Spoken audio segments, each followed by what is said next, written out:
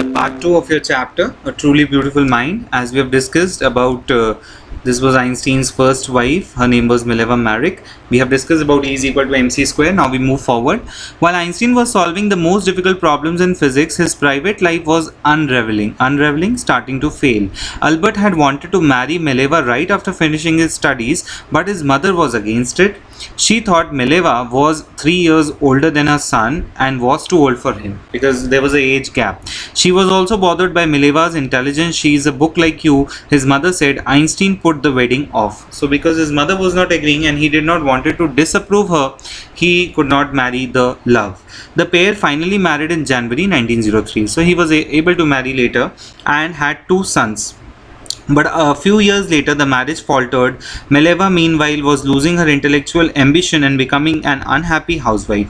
After years of constant fighting, the couple finally divorced in 1919. Einstein married his cousin Elsa the same year. So, Elsa and Einstein, she was the cousin, and then they married. And there's a long story behind this, but they haven't mentioned anything about it. You can go on Wikipedia and definitely read about Albert Einstein and why he married his cousin. There's a long story about it also. Einstein's new personal chapter coincided to his rise to world fame. In 1915, he had published a general theory of relativity, which proved a new interpretation of gravity. Now, gravity, if you remember, is a Newton's concept, the apple falling. Now, Einstein had given his theory. An eclipse of the sun in 1919 brought proof that it was accurate. Einstein had correctly calculated in advance the extent to which the light from the fixed stars would be deflected through the sun's gravitational field. The newspapers said his work as a scientific revolution. So all of a sudden he gave such a big theory and such a good theory that everybody was appraising him, and it was the year 1915 and 1919.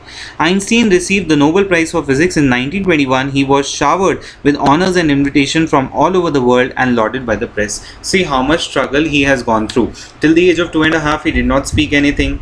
Then when he was in school he had fight with the teachers. He was expelled from many of the schools. He did not wanted to continue his studies. His love life was failing. He had a divorce. Then he married his cousin. Then after years of publishing something, then he's in 1915 he has published. 1990 he had proven, and 1921 finally he got the Nobel Prize. This is a picture when he got the Nobel Prize. So I'm just sharing this picture.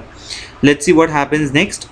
When the Nazis came to power in Germany in 1933, Einstein emigrated to the United States. He did not want to live there because the condition was not favorable for him. He thought that too much of violence, so he wanted to shift to United States.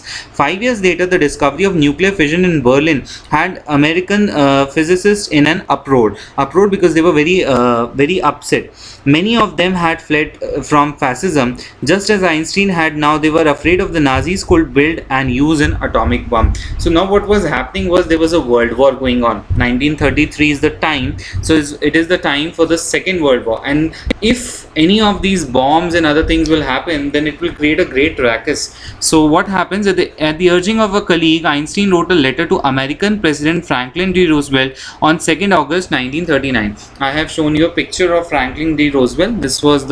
He was the president at that time. So a letter was to him, and what happened next? A single bomb of this time.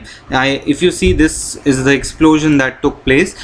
Exploded in a port might very well destroy the whole port together with some of the surrounding territory. His words did not fail to have an effect. The Americans developed the atomic bomb in a secret project on their own and dropped it on the Japanese cities of Hiroshima and Nagasaki in August 1945. If you know about this incident, it had created a lot of ruckus, and Hiroshima and Nagasaki people are still suffering because the land that has become barren over there and the kind of destruction that was massive.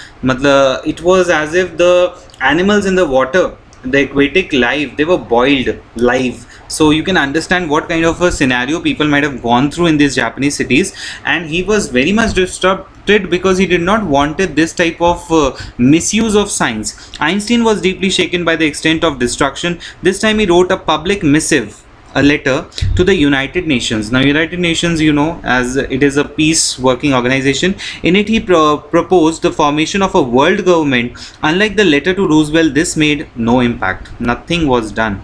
But over the next decade, Einstein got more involved in politics, agitating for an end to the arms buildup and using his popularity to campaign for peace and democracy. That is why he said a truly beautiful mind. He was a genius, no doubt. Everybody can be a genius, but you need to have a beautiful mindset, you need to have a good heart, and you need to work for a cause. So he was working for peace and democracy. He wanted people to come together and science not to be misused. When Einstein died in 1955 at the age of 76, he was celebrated as a visionary and world citizen, as a scientific genius. Now this word is quite important, world citizen. That means the whole world was accepting Einstein as a person, and this is one of the pictures I have taken from his life.